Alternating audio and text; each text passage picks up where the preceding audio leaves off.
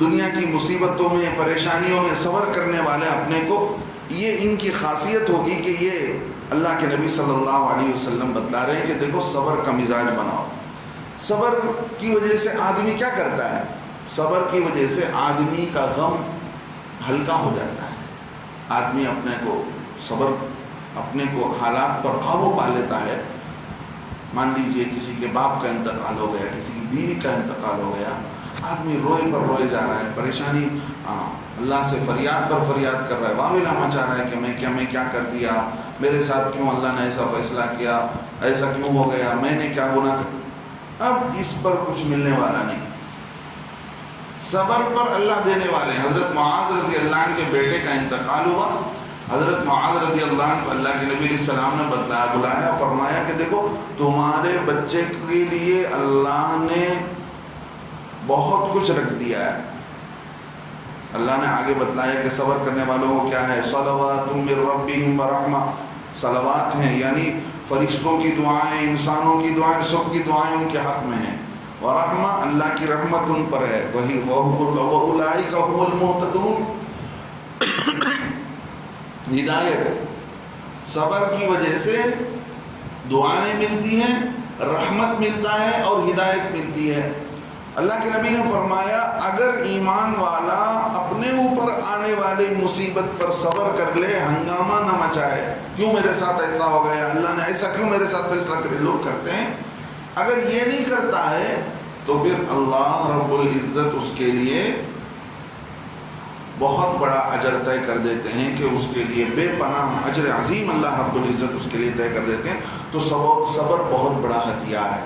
جیسا دنیا کے اندر جنگیں ہوتی ہیں تو آنے والے تیر اور تلوار کی مار کو بچنے کے لیے ڈھال ہوتا ہے، ایسے ہی فرمایا یہ صبر آنے والے حالات پر آدمی مقابلے میں روک سکتا ہے، اپنے کو دین پر جمانے کے لیے صبر کا بہت بڑا دخل ہے۔ اور صبر کا تعلق کس سے ہے؟ شہوات، خواہشات سے، خواہشات سے بچنا صبر کہلاتا ہے۔ اور جو ہے آدمی عقل کا استعمال کر کے ان خواہشات سے رک جاتا ہے تو پھر آدمی کو اللہ تعالیٰ عبادت کی توفیق دیتے ہیں، اور عبادت میں سب سے بڑی عبادت کون سی ہے؟ نماز ہے۔ اب جو ہے نماز کی خاصیت کیا ہے؟ نماز جو ہے اللہ رب العزت نے جو بتلایا، ذکر بھی نماز کے اندر ہے، شکر بھی نماز کے اندر ہے، اور آدمی کی تواضع، آدمی اپنے کو چھوٹا بنا کر اللہ کے سامنے پیش کرتا ہے، کسی کے سامنے جھک جاتا ہے، اپنے کو بچھا دیتا ہے، اس کے سامنے بھیک مانگنے لگتا ہے نماز کے اندر، تو اس کے اندر خشوع خضوع بھی ہے۔ خشوع خضوع کا مطلب کیا؟ پورا بدن بھی اللہ کے سامنے جھک رہا ہے اور دلی طور پر بھی آدمی اللہ کے سامنے جھک رہا ہے، اور اس طریقے سے جھک رہا ہے جو طریقہ نبی نے بتلایا ہے، جو طریقہ نماز کا بتلایا نبی علیہ السلام نے، اس طریقے پر جھک رہا ہے۔ تو گویا نماز کے اندر یہ عبادت کا پورا پیمانہ آ گیا، ذکر بھی، شکر بھی، خشوع بھی، خضوع بھی۔ اور اس سے آگے بڑھ کر کیا ہے نماز کے اندر؟ نماز کے اندر حالات کا حل بھی ہے، گویا نماز دوا بھی ہے۔ نماز دوا بھی ہے، کیسے؟ بی بی سارا، اللہ کے نبی حضرت ابراہیم علیہ السلام کی بیوی کو ظالم بادشاہ، سارا جن کا نام تھا، ان کو ظالم بادشاہ اٹھا کر لے گیا، اس حال میں آ کر دیکھا گیا تو حضرت ابراہیم علیہ السلام نماز میں کھڑے ہوئے تھے۔ کوئی بھی پریشانی پیش آتی، لوگ مسجد میں آ کر اللہ کے نبی کے زمانے میں نماز پڑھ کر اللہ سے مانگا کرتے، مدد لیا کرتے تھے۔ مصیبت کے وقت میں نماز پڑھنا سنت ہے کہ اس مصیبت ہم پر سے ٹل جائے۔ اللہ نے سوچ کر دیکھیے، گاؤں میں بارش نہیں ہے، اس کے لیے الگ سے نماز ہے، صلاۃ الاستسقاء، کہ سارے گاؤں والے ایک میدان میں جمع ہو جائیں گے عیدگاہ میں، وہاں پر ایک الگ انداز سے نماز پڑھی جائے گی۔ چاند گرہن آ گیا، اس کے لیے ایک نماز، سورج گرہن آ گیا، اس کے لیے ایک نماز۔ انسان کے ساتھ کوئی نہ کوئی ضرورت جڑی ہوئی ہے، حاجت جڑی ہوئی ہے، اس کے لیے الگ نماز ہے۔ حاجت جو بھی انسان کو ضرورت پیش آتی ہے، اس ضرورت کے لیے آدمی نماز پڑھ سکتا ہے۔ اللہ رب العزت حدیث پاک میں آتا ہے، حضرت عبداللہ ابن اوفا رضی اللہ عنہ فرماتے ہیں اللہ کے نبی علیہ السلام نے فرمایا جس شخص کو کوئی ضرورت پیش آ جائے، اللہ تعالیٰ سے متعلق ہو، کسی آدمی سے متعلق ہو، دین کے تعلق سے ہو، دنیا کے تعلق سے ہو، وہ آدمی 2 رکعت وضو کر کے نماز پڑھتا ہے، پھر اللہ تعالیٰ کے سامنے وہ دعا پڑھتا ہے، لا الہ الا اللہ الحلیم الکریم سبحان اللہ رب العرش العظیم. آسان دعا ہے، ہم سنتے رہتے ہیں. الحمدللہ رب العالمین نسألک موجبات رحمتک وعزائم مغفرتک والغنیمة من كل بر والسلامة من كل اسم لا تدع لي ذنبا الا غفرتا ولا هما الا فرجتا ولا حاجة ولا ذنبا الا غفرته ولا حاجة هي لك رضا الا قضيتها يا ارحم الراحمین. کیا دعا کر رہا ہے اللہ کے سامنے؟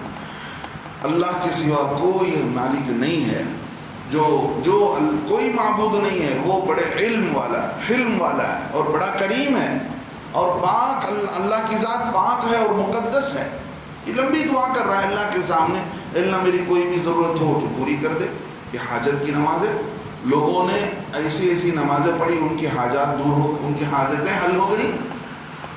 ایک عابد تھے، ان کا نام تھا جریج.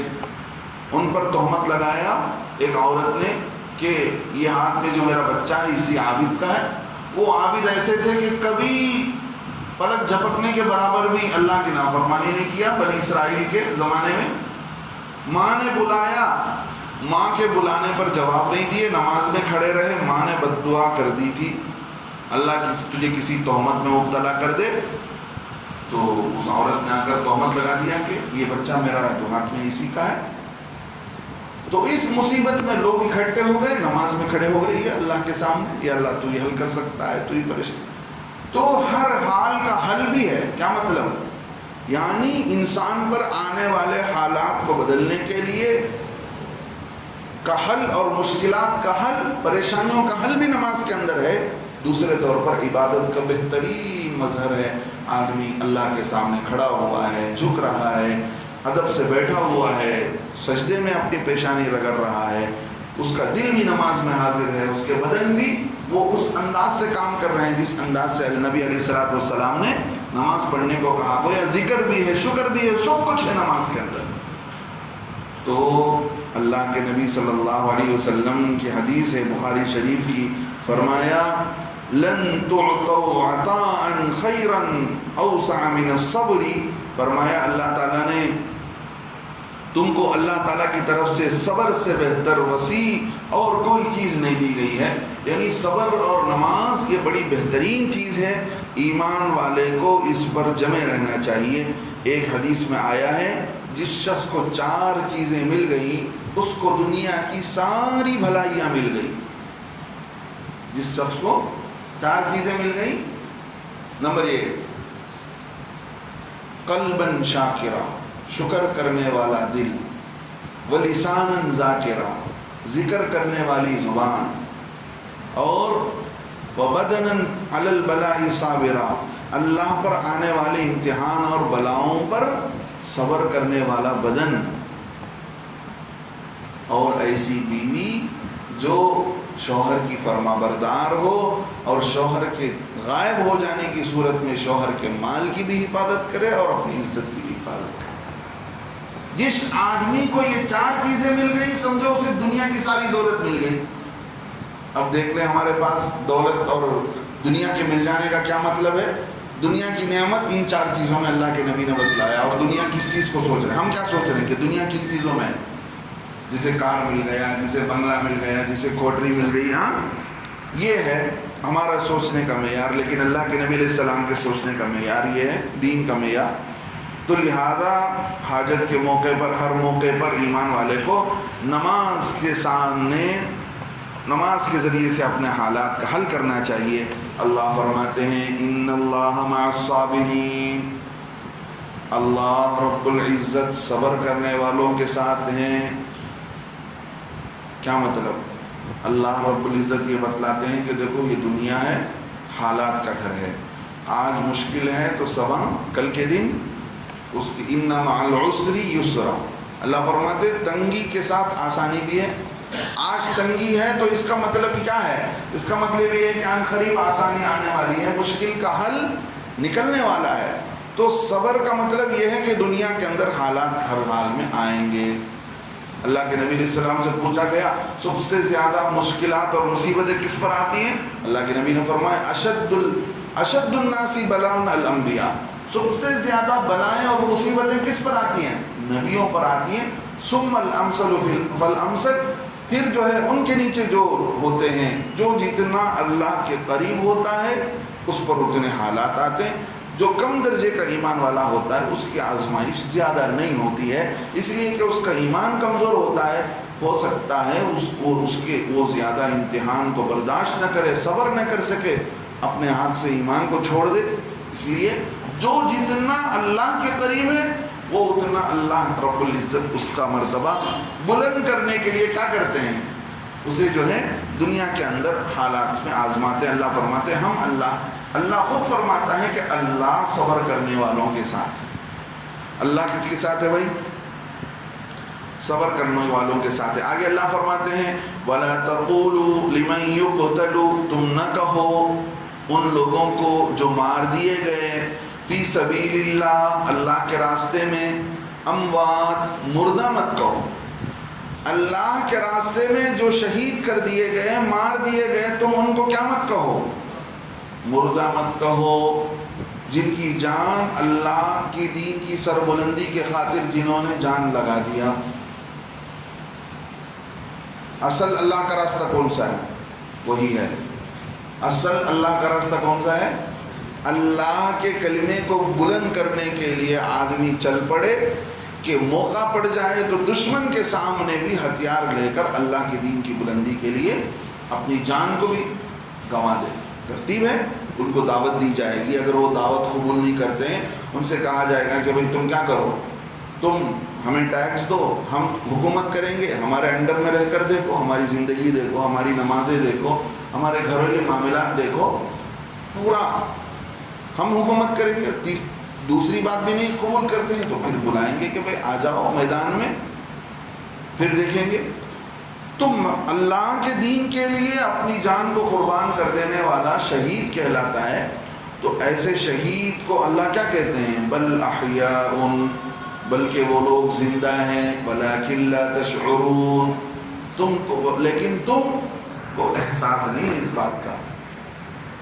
جو لوگ اللہ کے دین کے خاطر جان دے گئے، جو شہید ہو گئے، وہ زندہ ہیں، ولکن لا تشعرون، تم کو اس کی خبر نہیں ہے، تم نہیں جانتے ہو، وہ تو اپنی قبروں میں زندہ ہیں۔ تو پھر زندہ آدمی کے لیے کیوں غم منایا جائے؟